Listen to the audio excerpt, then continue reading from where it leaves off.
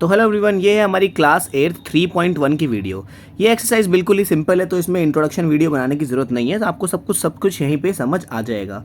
तो question number 1 में हमें बोला है given here are some figures. तो यहाँ पे हमें फिगर दिए हुए हैं। ये फर्स्ट कुछ यहाँ पे 8 फिगर्स दिए हुए हैं। तो सबसे पहले पार्ट में हमसे पूछा है कि इसमें से सिंपल कर्व कौन कौन से हैं। तो सिंपल कर्व वो ऐसे फिगर्स होते हैं जिसको हम बिना पेन उठाए बना सकते हैं। जैसे कि एक सर्कल एक सिंपल कर्व है, क्योंकि मैंने इसको बिना पेन उठाए बना लिया।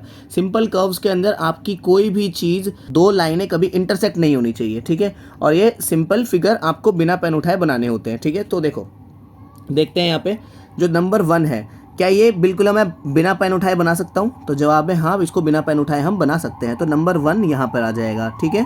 सेकंड नंबर पे देखते हैं हम। सेकंड नंबर में क्या मैं इसको बिना पेन उठाए बना सकता हूँ? तो नंबर 2 भी यहाँ पर आ जाएगा, ठीक है। यहाँ पे देखते हैं थर्ड पे। इसको मैं यहाँ लिख देता हूँ ऐसे, ठीक है। ए में आ जाएंगे हमारे सिंपल कर्व जो है वो फर्स्ट आ जाएगा, सेकंड आ जाएगा। थर्ड में देखो, पहले मैं ये सर्कल बनाऊंगा अंदर वाला, फिर दूसरा सर्कल बनाने के लिए मुझे पेन उठाना पड़ेगा। तो दैट इज़ वाई यहाँ पर नहीं आएगा, ठीक है। तो इस वाले में देखते हैं। जैसे ही मैं ये स्टार बनाऊंगा ऐसे करके, ठीक है। ध्यान से देखो, यहाँ पे लाइनें इंटरसेक्ट हो रही हैं, तो ये भी यहाँ पर नहीं आएगा।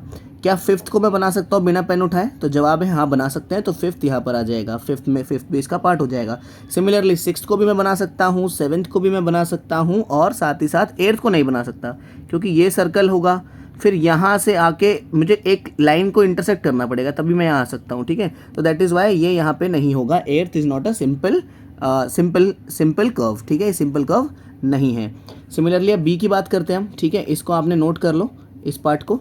अब सिमिलरली बी की बात करते हैं। तो बी में क्या क्या आ सकता है देखेंगे। बी में यहाँ बोला है simple closed curve. Simple closed curve. Closed curve में क्या होता है? बेसिकली ऐसे कर्व जो कि सिंपली क्लोज्ड हों, ठीक है। तो सिंपल कर्व और सिंपल क्लोज्ड कर्व लगभग सेम ही होते हैं। तो देखो, जो आपने यहाँ लिखे थे सारे के सारे यहाँ पे भी आ जाएंगे, ठीक है। तो 1, 2, 5 और 6 और 7 सिंपल क्लोज कर्व भी होते हैं।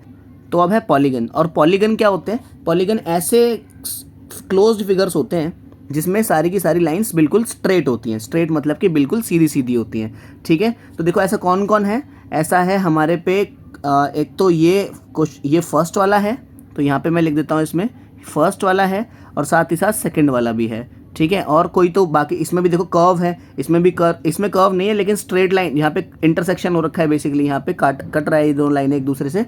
ये इसमें कर्व है, इसमें भी कर्व है, इसमें भी देखो ये कर्व है, इसमें भी देखो ये कर्व है। तो ये कोई सा भी पॉलीगन नहीं है, ठीक है। इस यहाँ पॉलीगन और कौन था? 2 था इधर, है ना। तो 1 और 2। इसके बाद बोला कॉन्वेक्स पॉलीगन। कॉन्वेक्स पॉलीगन क्या होता है? ऐसा पॉलीगन जो कि ऐसे करके बाहर की तरफ निकल रहा हो। कॉन्वेक्स लेंस आपने पढ़ेंगे आगे जाके। तो बेसिकली जो बाहर से ऐसे फूल रहा हो, ऐसे इस टाइप में, तो उसे कॉन्वेक्स पॉलीगन बोलते हैं। आप इसकी एक और डेफिनेशन है कि कॉन्वेक्स पॉलीगन में जो अपनी डायगनल्स होती हैं, ठीक है, वो अंदर की तरफ होती हैं। बेसिकली अगर ये यहाँ से यहाँ तक मैं एक लाइन खींचूँ तो ये अंदर ही आएगा, किसके? पॉलीगन के।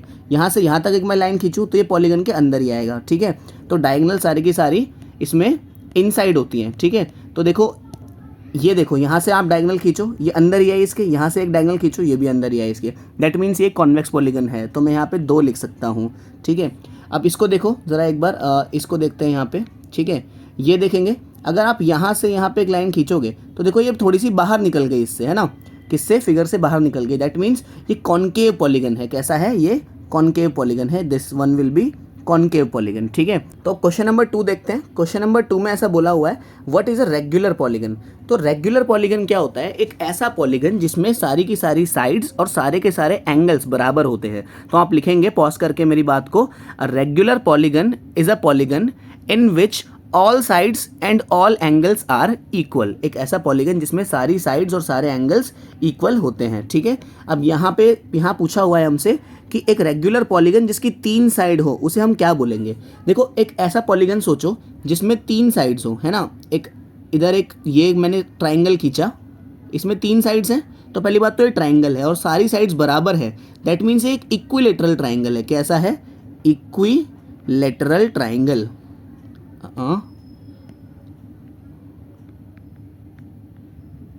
इक्विलेटरल ट्रायंगल, ठीक है। इक्विलेटरल ट्रायंगल जिसमें सारी साइड्स और सारे एंगल्स भी बराबर होते हैं, ठीक है। इसको आप नोट कर लेंगे, मैं इसे मिटा देता हूँ अभी।